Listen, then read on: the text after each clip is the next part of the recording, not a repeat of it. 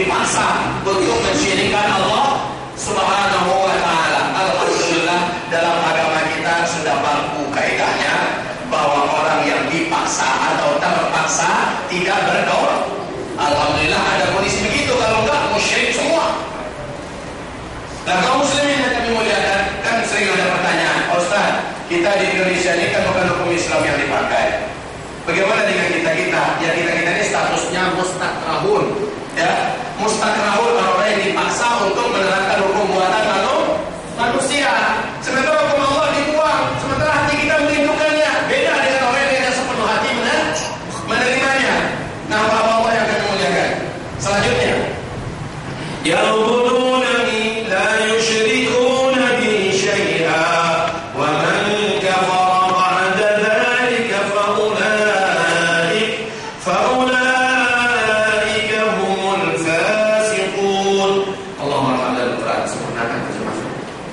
Dan barang siapa yang tetap kafir sesudah janji itu, maka mereka itulah orang-orang yang fasik. Nah, baik, ini 5 periode yang akan dilalui oleh umat Islam. 3 sudah berlalu, 4 sedang dijalani, 1 lagi di depan kita. 1 lagi di depan kita. Allah yang kami muliakan. Sekarang sehubungan dengan materi kita. Pak Ustaz, kayaknya belum ketemu itu misteri zikir akhir zaman. Kita belum bicara apa-apa masalah zikir. Iya, kita belum bicara apa-apa masalah zikir. Kenapa? Pembahasan ini khusus di kota tempat saya tinggal, di kota Payakumbuh, sudah memasuki bulan ke-6. Pembahasan ini belum selesai. Masa iya dalam sejam 2 jam mengajar di sini langsung tuntas? Ini baru mukadimah loh muslim. Baru mukadimah. Kalau kita nganggap ini sudah selesai, itu yang namanya mustajilun. Orang-orang yang tergesa-gesa ingin selesai. Ya. Dalam ketergesa-gesaan itu ada penyesalan, dan ketergesa-gesaan itu dari syaitan. Jadi sabar dalam menuju ini, sabar. Kalau kata orang sono, one at the time. Ya. Ada waktunya, jadi bersabar. Kalau nanti bisa sambungnya sampai jam 12, sampai jam 12. Kalau bisa sambungnya sampai jam 1, jam 1. Tapi percayalah saya nggak sanggup. InsyaAllah kita sempurnakan. Ibadah Allah yang kami muliakan. Di sini kita akan membuka suatu rahasia besar yang Rasulullah menyebutkannya, dan ini bukan ramalan, karena ada hadis. Yang haram kita menyebutkan secara pasti adalah kapan kiamat akan terjadi. Tetapi Nabi mengundang Syekh Ibnu Hajar Al-Asqalani. Ada yang kenal insyaAllah ya dengan Syekh Ibnu Hajar Al-Asqalani? Maksudnya dengan nama ulama ini. Kalau berkenalan langsung ya sama, saya juga belum pernah ketemu dengan orang. Syekh Ibnu Hajar Al-Asqalani, jika ada ulama yang merasa atau mengaku tidak kenal dengan Syekh Ibnu Hajar Al-Asqalani, maka layak dicopot status ulama. Tidak ada di muka bumi ini orang yang tidak kenal dengan Syekh Ibnu Hajar Al-Asqalani. Beliau yang terkenal dengan pensyarah hadis Sahih Bukhari dengan kitab fenomenalnya Fathul Bari. Ya. Apa komentar beliau? Syekh Ibnu Hajar Al-Asqalani.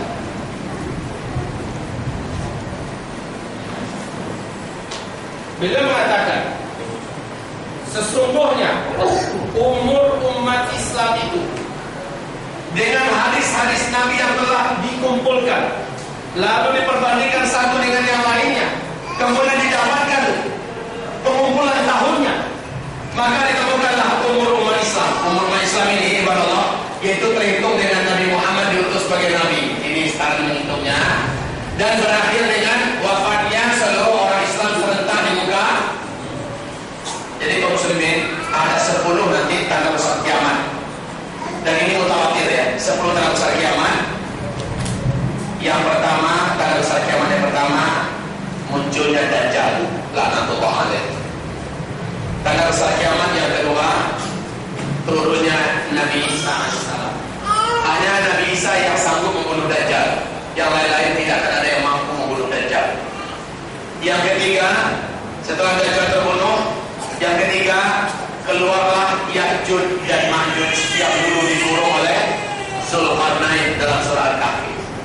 Ya'juj Ma'juj ini tidak sanggup dibendung oleh Nabi Isa.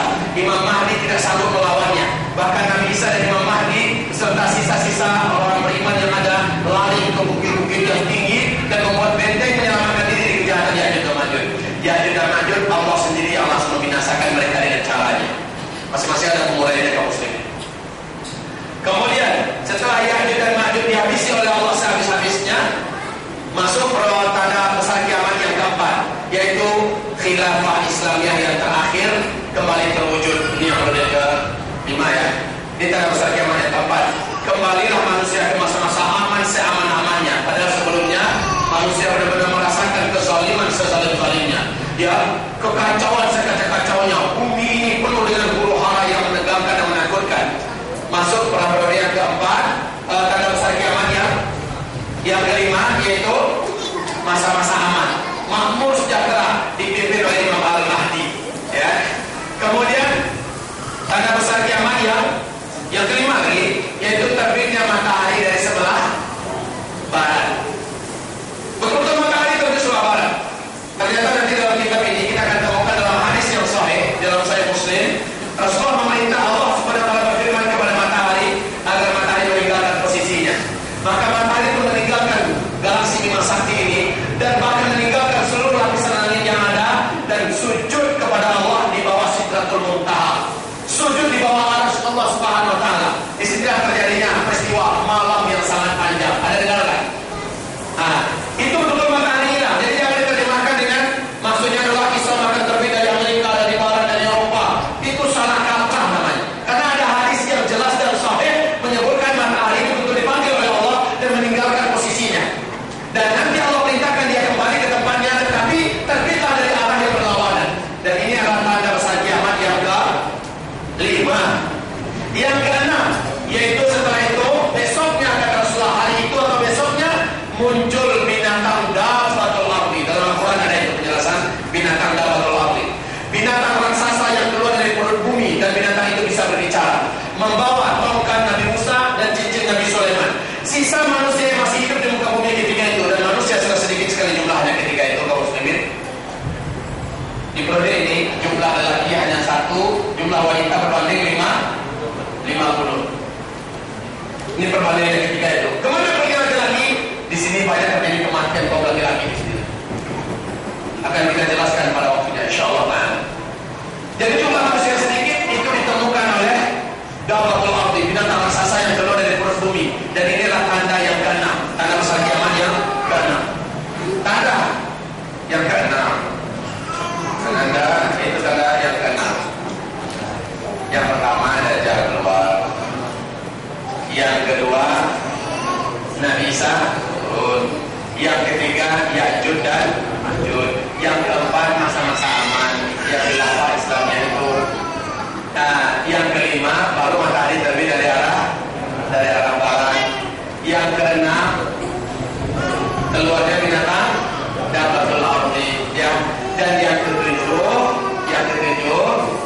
inilah dia wafatnya seluruh orang Islam di muka bumi secara serentak karena angin lembut yang bertiup dari arah timur. Dalam riwayat yang lain, angin lembut yang bertiup dari arah Yaman, Pak.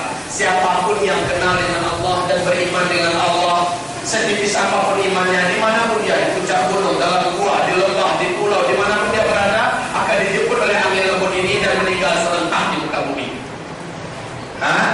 Dan ini ada hadisnya sampai di tingkat mutawatir. Akan ada nanti angin lembut bertiup dari arah timur yang mewafatkan seluruh orang Islam serentak.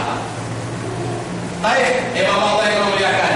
3 tanda yang lain, yaitu penenggelaman bumi di sebelah timur, penenggelaman yang ke-9 penenggelaman bumi di sebelah barat, lalu yang ke-10 keluarnya munculnya api yang akan membunuh manusia dan menghukum mereka menuju ke padang mahsyar. Baru terjadilah kiamat, tiupan trompet sangkakala dan kiamat alam semesta, kehancuran alam semesta. Langit digulung oleh Allah, bintang-bintang dibenturkan antara satu dengan yang lain, bumi disirnakan, dan itulah kiamat kubra. Ya, nah itu Allah yang akan memuliakan. Umat Islam hanya akan menemukan 7 tanda besar kiamat. 1, 3 ada di periode keempat, yaitu kemunculan Dajjal. Tanda besar kiamat pertama, munculnya Dajjal.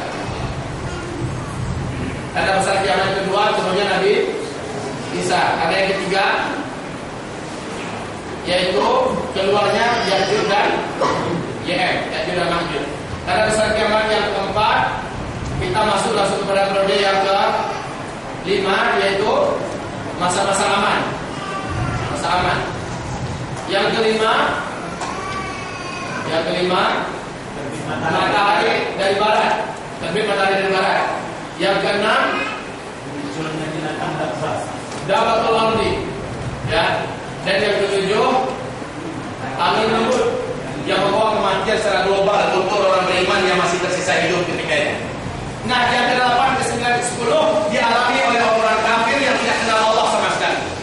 Ya, kata Rasulullah, 1 atau 2 generasi yang hidup lagi setelah itu orang kafir, di tengah-tengah mereka lah akan terjadi kiamat kubra, kehancuran alam semesta. Alhamdulillah, berarti orang Islam tidak akan menemukan kiamat.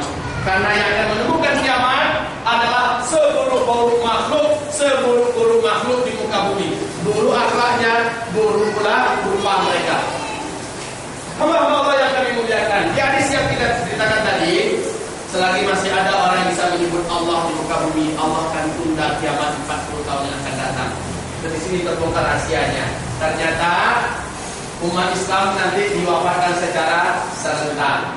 Berarti 1 atau 2 generasi kata Rasulullah. Dalam ilmu sosial, 1 generasi itu hanya 25 tahun. Dan itu dari lahir, kemudian dia berumah tangga lalu beranak. Itu dianggap 1 generasi. Ya. Nah, 25 tahun 1 generasi lagi 25 tahun lagi. Di sini akan terjadi kiamat itu. Di generasi pertama atau generasi kedua kata Rasul. Nah, hadis tadi, kalau masih ada juga yang bisa menyebut Allah, maka akan ditunda kiamat 40 tahun yang akan datang. Artinya apa ibadah Allah yang kami muliakan? Kalau 40 tahun ini 25 berapa? 50 berarti perkiraan sesuai dengan hadis ini terjadinya di generasi yang kedua. Mereka yang tentu tidak kenal Allah Subhanahu wa Ta'ala. Baik, kita kembali kepada Syekh Ibnu Hajar Al-Asqalani. Apa yang mengatakan beliau di sini tentang umur umat Islam? Saya minta kembali. Dari mana cara mengukur umur umat Islam? Beliau Nabi Muhammad mulai diutus sebagai Nabi dalam usia beliau 40 tahun. Ditutup umur umat Islam, cara menghitungnya di mana? Wafatnya seluruh orang Islam serentak di muka bumi. Berarti ke-5 periode ini dihitung. 5 periode. Persis kayak kita, Pak. Kita juga dalam hidup ini menjalani 5 periode. Periode balita, periode kanak-kanak, periode remaja, periode dewasa, periode tua, mati. Kan begitu. Persis seperti itu. Ini ke-5 periode ini adalah umur umat Islam. Hadis-hadis yang menceritakan kepada kita, ada yang sahihnya di Sahih Bukhari, ada yang sahihnya muttafaqun alaih, ada yang sahihnya Muslim saja, ada yang sahihnya Imam Ahmad, ada yang hasan dan juga ada yang dhaif. Tentu kita tidak akan memakai yang dhaif.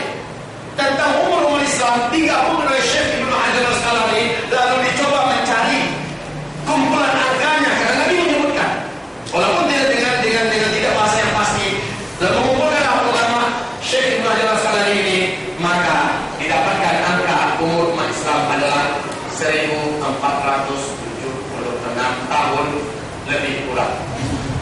Hitungannya hitungan Hijriyah. Ini Syekh Ibnu Hajar Al-Asqalani. Beda dengan Imam Suyuti. Imam Suyuti ini bisa didapatkan dalam Fathul Bari jilid yang keempat halaman 260-an. Ya, bahasa Arab aslinya, bukan terjemahan. Bahasa Arab yang asli. Berapa tadi? Kita sudah berapa sekarang?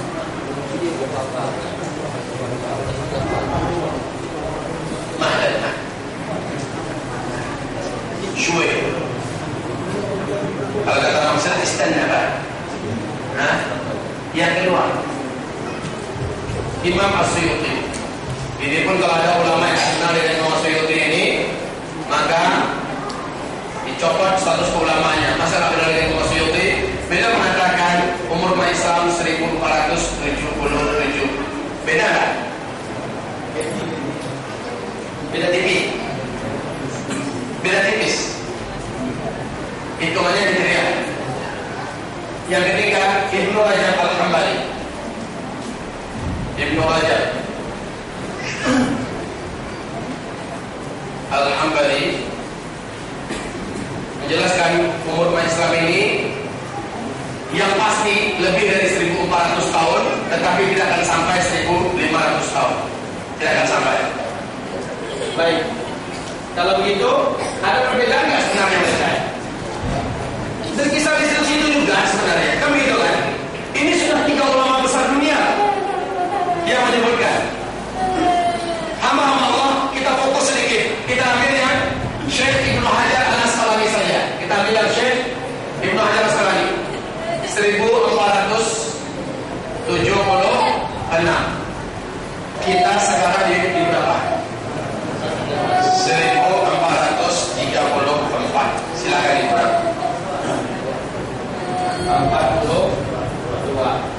42 tahun lagi berarti tersisa, lalu sebelum kita akan meninggal dunia di muka bumi. Dulu. Kenapa? Ini hitungannya Hijriah, berarti menghitungnya semenjak Nabi berhijrah, gitu loh. Padahal cara menghitung umur umat Islam dari Nabi diutus sebagai Nabi, kan ada 13 tahun di sini. Betul, di Mekah kan? Berarti kurangi lagi 13 tahun lagi. Berapa? Berapa? Jangan takut Pak, jangan takut. 29 tahun lagi. Ya Allah, apakah benar ke depan kami akan segini lagi? Kalau kita mengatakan tidak, maka yuk rame-rame kita hapus hadis Nabi yang bercerita tentang umur umat Nabi, umur umat Islam. Ada hadisnya banyak. Makanya Syekh Muhammad Al-Asqalani menyebutkan itu. Tapi ini lebih kurang. Yang kurang lebihnya ya kayak ini, lebih dari 1400, tapi yang pasti kurang dari 1500. Artinya kita memang benar-benar sudah tidak lama lagi. Ditambah lagi nanti keterangan-keterangan yang akan membuat merinding bulu roma kita bersama. Lalu kita akan yakin, siapapun dai dan ulama yang benar akan mendalami perkara ini akan berkata, demi Allah, kalau bukan kita maka siapa lagi?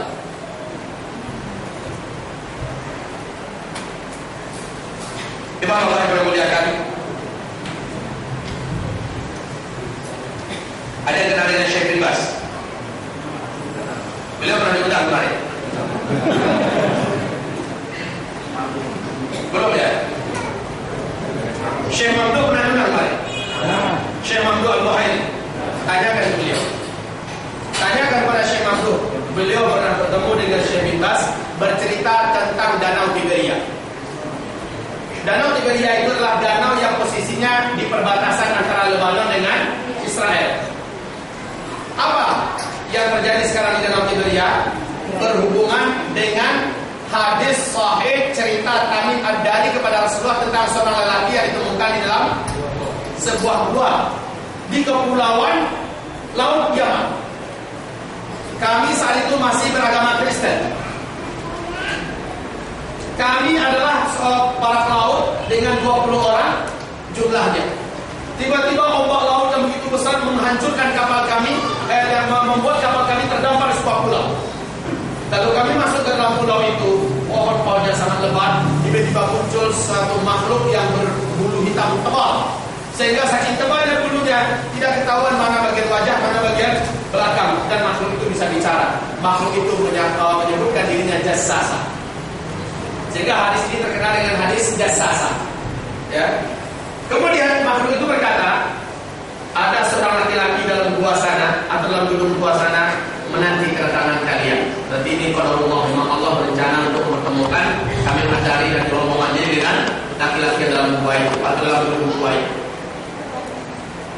Kami pun masuk ke dalam gedung gua itu atau dalam gua itu.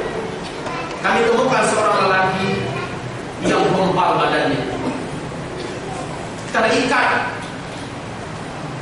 kakinya dengan rantai yang sangat besar, dan kedua tangannya juga terikat dengan rantai yang besar, menyatu rantainya sampai ke lehernya.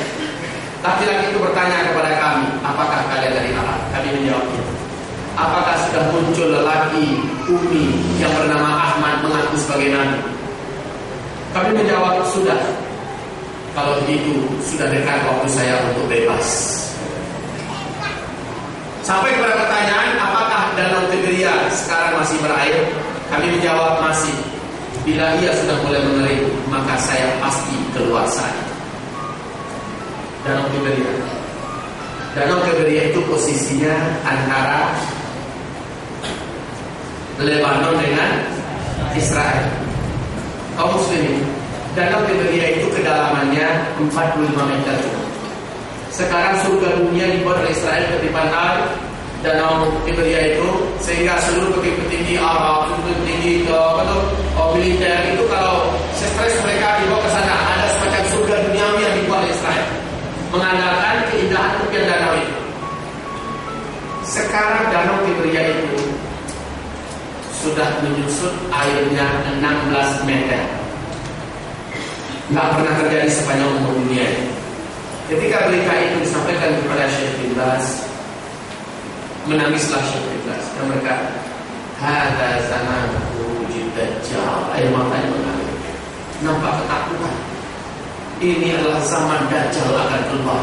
Inilah zaman Dajjal akan keluar. Apa Allah yang kami punya? Saya ketika bermulazamah dengan Syekh Musa'id bin Bashir Adi Al-Husaini, beliau adalah satu di antara 40 pakar ahli hadis di dunia yang masih hidup.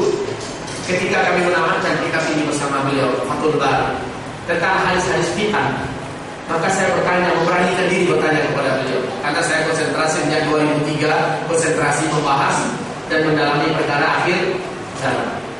Akhirnya ada hadis itu, ketika kita bedah bersama Syekh, saya berani bertanya kepada beliau, Syekh, apakah hadis-hadis ini terjadinya pada masa kita, Syekh? Karena banyak yang kita temukan sekarang agak mirip dengan hadis ini.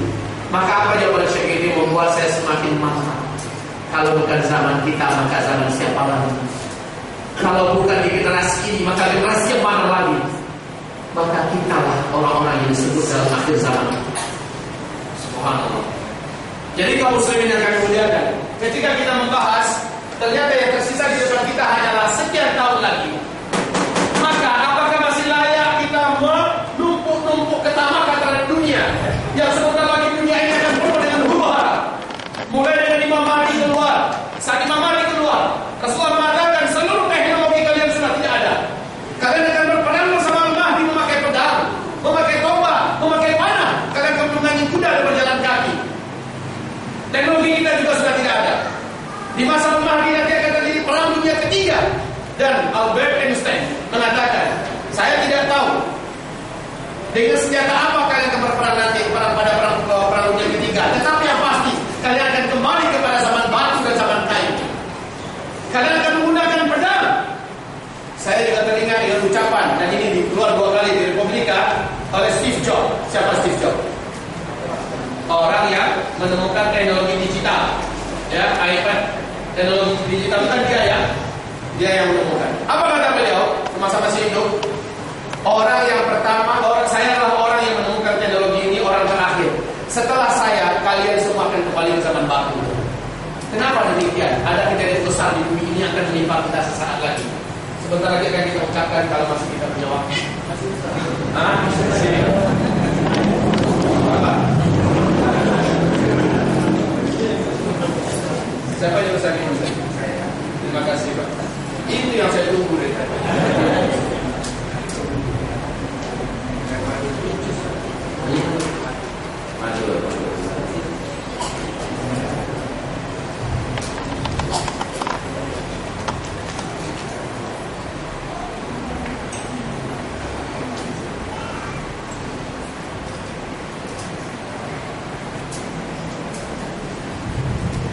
Ini kitab ini sebenarnya ingin saya ajak kaum muslimin halaman sekian, halaman sekian, halaman sekian, halaman sekian. Tapi karena kitabnya habis stoknya di percetakannya, maka tentu saja saya tidak bisa mengajak halaman sekian, halaman sekian. Karena hadis-hadis akhir zaman dimuat di sini dengan riwayat yang sudah ditakhrij, yang sudah ditaktik, ya. Kemudian aqwal ulama yang bermanhaj salaf juga dimuat di sini. Maka ibarat mereka menjadikan buku ini hidup dan sangat relevan untuk kondisi kita di akhir zaman. Insyaallah taala saya sudah pesankan kepada teman-teman panitia kita, para saya dan kawan-kawannya, agar kitab ini segera didesak pihak penerbit, segera mengulangi dan kita ulang. Ya. Nah, Allah akan memuliakan. Saya pernah menyampaikan kepada siapapun saja, silakan kritik kitab ini. Kritikan itu kita butuhkan. Sampai sekarang belum ada yang mengeluarkan kritikan. Kenapa? Pilihan-pilihan riwayat dan hadis di sini bukan secara hawa nafsu, tetapi mengurutkan dengan urutan yang memang dibuat oleh Rasulullah SAW. Allah, sehingga saya berani menjelaskan ini, se-Indonesia mendengarkannya. Saya juga mengajak para ulama-ulama yang mendalam ilmunya, marilah kita serius untuk memperhatikan buat akhir zaman agar serentak menyampaikan kepada umat, kita ini tidak lama lagi. Kita ini sudah tidak lama lagi. Tapi awas ya, jangan sampai tunggu setelah ini ibarat kerupuk kena air gitu kan. Habis hilang semangat hidupnya. Saya percaya tadi Ustaz Sulaiman tadi. Jadi kalau kita kayak gitu mau mendekat usia, maka juga saya mau kawin bulan depan. Mau kiamat ini. Dan yang lain juga, saya mau masukkan anak saya kuliah. Ternyata mau apa-apa, biaya masuknya sekian mahal, harus mengutang sana kemari. Tahu 10 hara terjadi, nggak jajan. Akhirnya anaknya jadi pengangguran. Jangan ada dampak semacam itu. Kita mau dampaknya seperti para sahabat. Yang terjadi kepada para sahabat beda. Rasulullah menjelaskan kepada para sahabat sehingga mereka yakin kiamat itu terjadi di zaman mereka. Nanti boleh dibuka pada halaman 225. Ibnu Jarir dengan riwayat yang sahih, sanadnya jayyid. Beliau mengatakan bahwa Ibnu Abi Mulaikah, murid daripada Abdullah bin Abbas, bercerita, guru kita Abdullah bin Abbas saya temui suatu pagi hari. Beliau berkata kepada kami, saya tidak bisa tidur satu malam suntuk. Kenapa guru? Karena orang-orang mengatakan mereka telah melihat bintang mereka muncul.